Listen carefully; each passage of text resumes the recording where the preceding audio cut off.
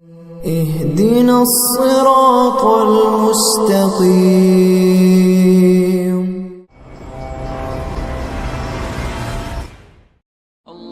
Video کے نیچے subscribe کے بٹن پہ کلک کریں، بیل کے آئیکن پہ کلک کیجئے تاکہ ہر نئی ویڈیو کی نوٹیفیکیشن آپ کو مل جائے۔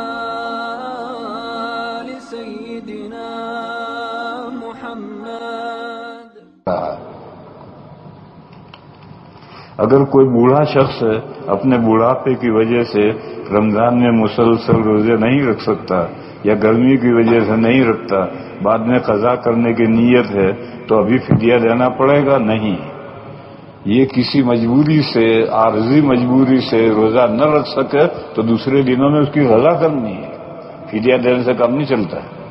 آدمی سفر میں گیا تو سفر میں روزہ رمضان کا نہ رکھنے کی فیسلٹی اللہ نے دی ہے، بیمار ہو گیا روزہ نہ رکھنے کی فیسلٹی ہے، تو جو روزے چھوٹیں گے اس کی قضا کرنی ہے، فدیہ نہیں ہے۔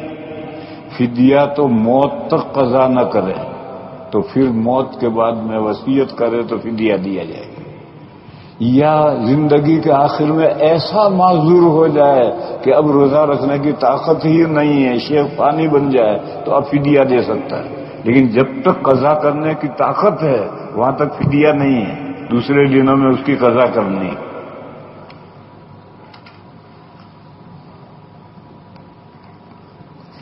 باپ کی وفات ہو گئی، 3 بیٹیاں اور 1 بیٹا پیچھے چھوڑا، اور میراث میں 3 زمینیں چھوڑی۔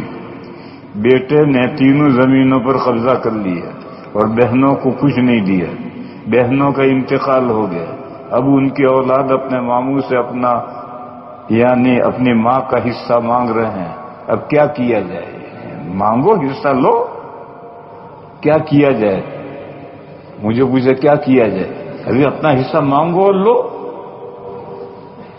جب باپ مرا تھا اور بیٹیوں کو حصہ نہیں دیا تو بیٹیاں اپنے حصے کی آٹومیٹکلی مالک ہو گئی، اور بیٹا سب پر قبضہ کر کے جو کھا رہا ہے یہ ظالمانہ بہنوں کا حق کھا رہا ہے۔